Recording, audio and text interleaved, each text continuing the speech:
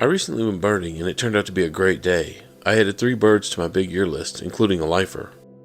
I'd been seeing reports of a Say's Phoebe at Tishomingo National Wildlife Refuge in southern Oklahoma for several days prior. There were no photos posted, but the gentleman who first spotted it is an expert birder, so I was confident the ID was correct. The Say's Phoebe is a bird of the West, and I imagine for people who live in this area, it is probably quite common. However, it is a rare stray in my neck of the woods. Where I live, the eastern Phoebe is the common bird.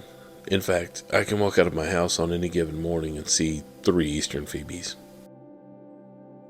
I traveled there on Saturday, December 9th, hoping the bird was still around. I wanted to go Friday afternoon, which was a warm day, but I couldn't get away.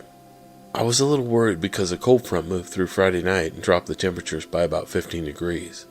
Usually, when a stray bird stays at a given location, it's because the food is plentiful. At least, I'm pretty sure that's the case. And I was afraid the falling temps might force the bugs to stay dormant. However, even though it only reached about 52 degrees for a high, the bugs were out, even in the morning. I arrived around 8 a.m. and parked near the boat ramp, where the bird had been seen. After scanning around for a minute or so, I located it about 50 yards away. Here is my first pic, which is absolute garbage. Just a quick proof-of-life photo. There was no mistaking that buffy cinnamon belly.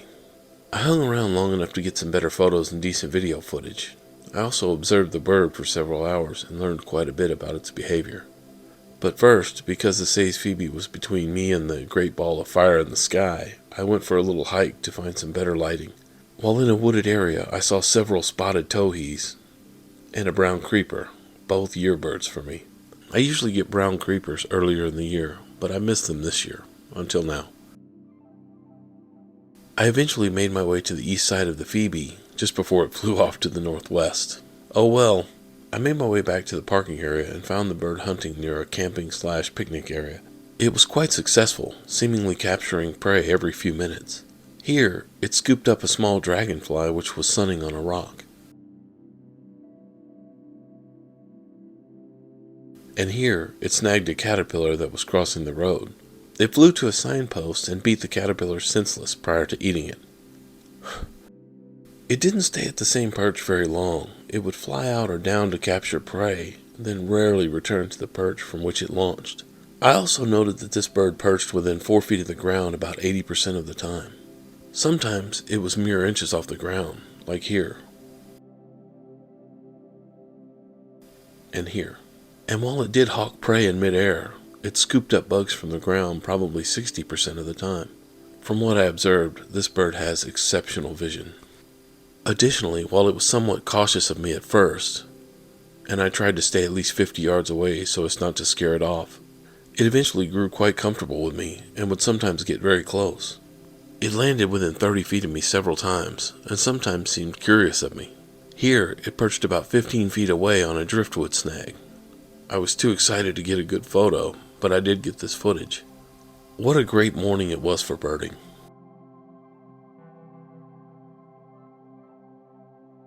On another note, my big year is just a personal challenge to see more birds in a given year than what is on my life list. And since my life list at the start of this year was 343 and my current big year list is at 230, I don't think I'm going to achieve that goal.